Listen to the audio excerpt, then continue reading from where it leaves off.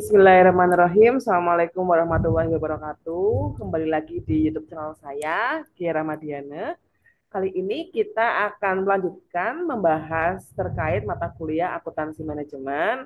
Untuk bab kali ini kita bahas mengenai harga transfer.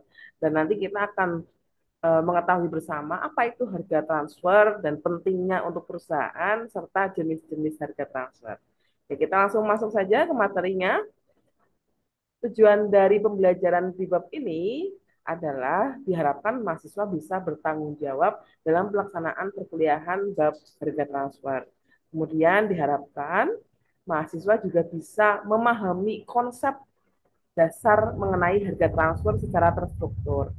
Nah, selain itu diharapkan mahasiswa bisa menjelaskan kembali apa itu pengertian harga transfer, tujuan, dan metode penetapan harga transfer secara terstruktur.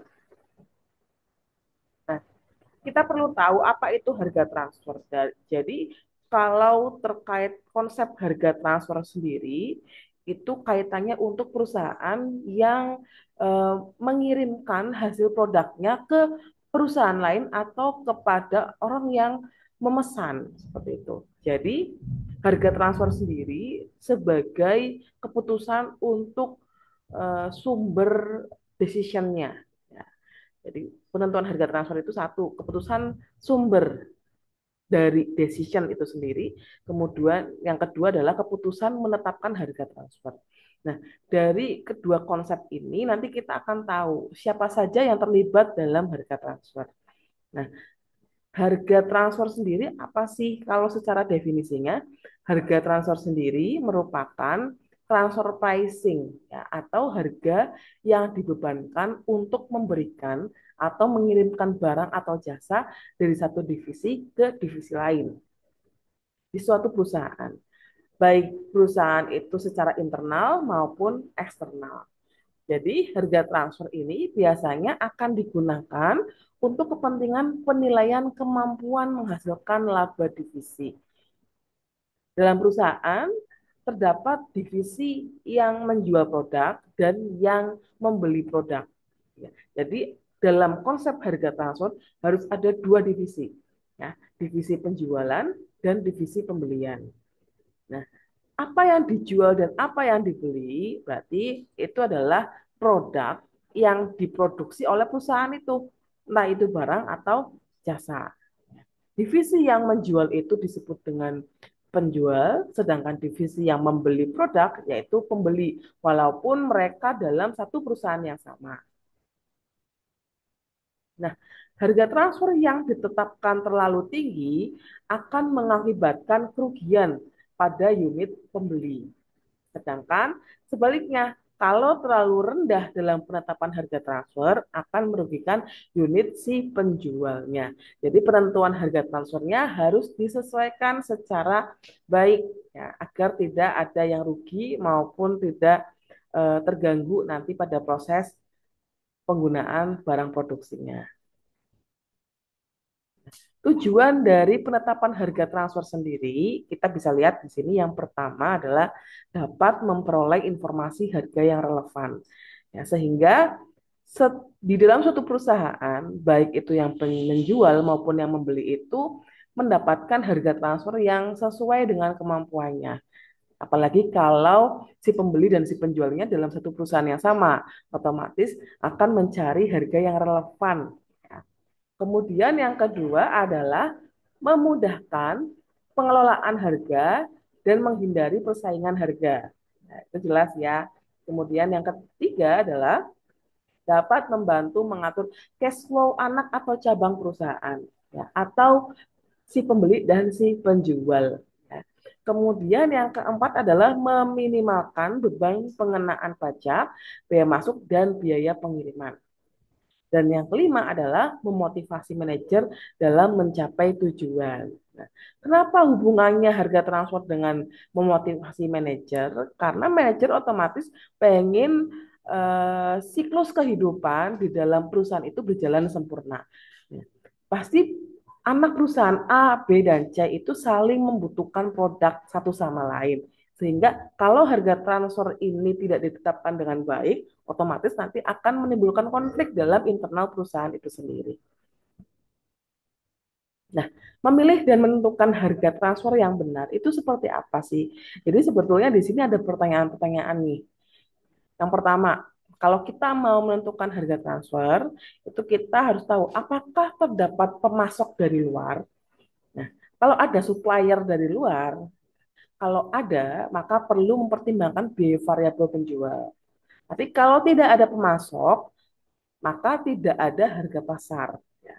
Jadi harga transfer yang paling baik adalah berdasarkan biaya atau negosiasi. Nah, itu yang disarankan digunakan metodenya.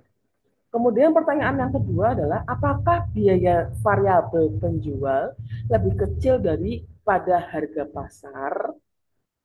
Kalau biaya variabel penjual lebih kecil dari harga pasar, maka biaya variabel penjual lebih rendah dari harga pasar. Dan harga penjual lebih rendah, maka sebaiknya membeli di dalam perusahaan. Sedangkan kalau biaya variabel penjualnya tidak lebih kecil dari harga pasar, maka harga jual penjual sebaiknya membeli dari luar pasar saja. Kemudian pertanyaan yang ketiga, apakah unit penjual beroperasi pada kapasitas penuh? Nah, kalau iya, maka perlu menentukan dan membandingkan penghematan biaya penjualan internal dengan biaya kesempatan atas penjualan yang hilang pada unit tertentu. Kemudian, apa saja sih metode penentuan harga transfer? Jadi, kita bisa tahu bahwa penentuan harga transfer ada 4 di sini. Yang pertama metode harga pasar atau market price, yang kedua metode harga pokok, yang ketiga metode negosiasi, dan yang keempat adalah metode koordinasi atau arbitrage dan penyelesaian konflik. Ada 4 metode. Dan keempatnya, sebaiknya kalau harga transfer itu diterapkan pada perusahaan yang sama, sebaiknya ini bertahap. Ya, artinya jangan sampai kita ngambil yang keempat dulu, karena yang keempat ini adalah ketika ada konflik di dalamnya. Ya, jadi bertahap dulu ya. Kalau ada harga pasar, maka menggunakan metode harga pasar dan seterusnya. Kita akan lihat contohnya. Nah, ini metode yang pertama yaitu metode harga pasar atau market price. Jadi metode ini disebut pula dengan metode harga pasar minus atau harga pasar yang dimodifikasi.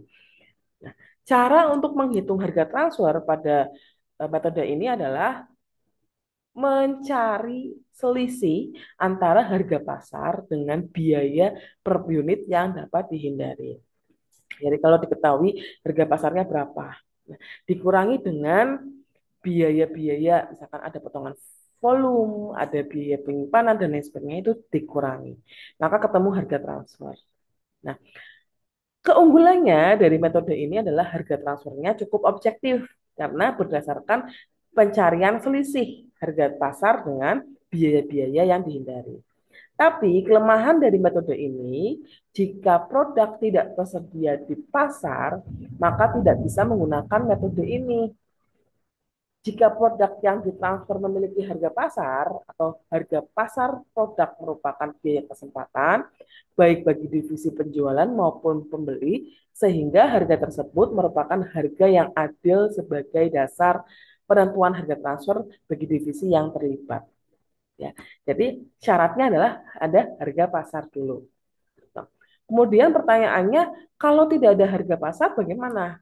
Nah, kita pakai metode yang kedua, yaitu metode harga pokok. Jadi metode harga pokok produksi atau HPP dihitung berdasarkan biaya yang dikeluarkan ya, untuk memproduksi barang. Biaya-biayanya apa saja? Nah, dihitung kemudian ditambah dengan laba. Nah, metode harga pokok ini memperhitungkan harga transfer berdasarkan komponen biaya bahan baku, biaya tenaga kerja langsung, dan biaya overhead pabrik, baik yang bersifat tetap maupun variabel. Terdapat dua metode perhitungan harga pokok, yaitu seperti kita tahu di bab sebelumnya ada full costing dan variable costing. Nah, keunggulan dari dari metode ini adalah digunakan apabila tidak diketahui nilai pasar produk. Jadi, yang pertama, kalau diketahui nilai pasarnya, maka menggunakan metode yang pertama. Tapi kalau tidak diketahui nilai produk pasarnya, maka menggunakan metode harga pokok. Tapi kelemahannya adalah ada dua nih. Yang pertama, divisi pembeli akan cenderung membeli di luar dengan harga yang lebih murah. Karena apabila divisi tidak mampu untuk continuously atau berkelanjutan memproduksi barang, maka harga transfer produk yang dihasilkan akan jauh lebih tinggi daripada harga produk yang dijual di perusahaan eksternal.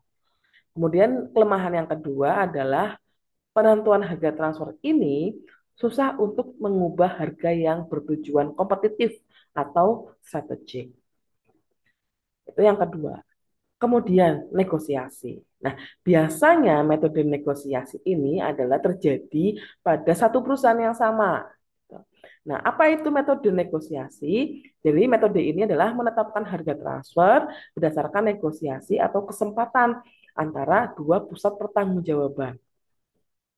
Metode ini dilakukan dengan cara kedua divisi, ya, divisi penjual dan divisi pembeli, menegosiasikan harga produksi untuk penjual secara internal sampai memperoleh kata sepakat harga transfernya. Jadi ini khusus untuk yang internal. Nah, contoh di sini,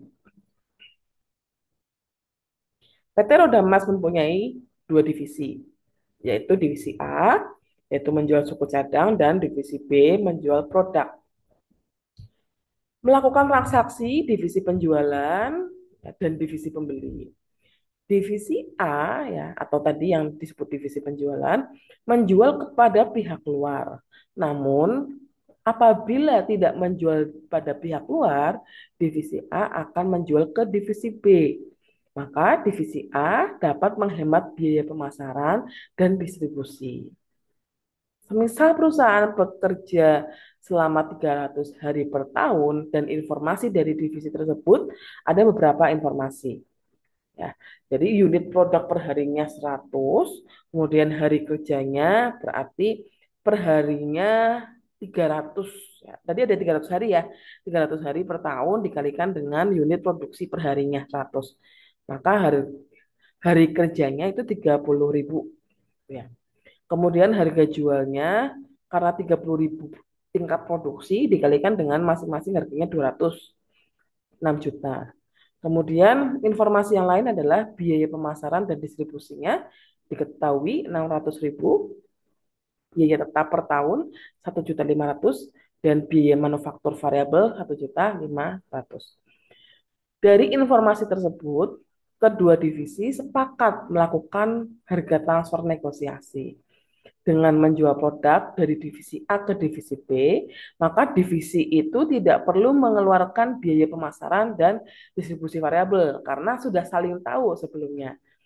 Maka kalau diketahui seperti itu, berapa harga transfer negosiasinya? Yang pertama, harga transfer minimumnya antara divisi itu adalah harga jual dikurangi dengan biaya pemasaran. Ya, biaya pemasaran karena kan kalau beli antar perusahaan tidak perlu tadi ya diketahui tidak perlu menggunakan biaya pemasaran. Maka 6 juta dikurangi 600.000, 5 juta 400. Maka harga per unitnya 5 juta 400 dibagi berapa tingkat produksinya tadi 30.000 ya. Nah, maka harga per unitnya Rp180. Nah, harga maksimumnya 6 juta atau 6 juta dibagi 30.000 kalau dibebankan biaya pemasaran tadi. Tidak dibebankan biaya pemasaran. Jadi total harganya Rp200. Nah, kedua divisi hendaknya merealisasikan harga transfer negosiasi yang sudah disepakati yaitu Rp200 ditambah Rp180 dibagi dua rata-rata. Cari rata-ratanya. Jadi ternyata setelah dirata-rata harga minimum dan harga maksimum per unitnya ketemu Rp190. Nah, laba pada divisi A jika harga negosiasinya Rp190 per unit, maka diperoleh 300.000.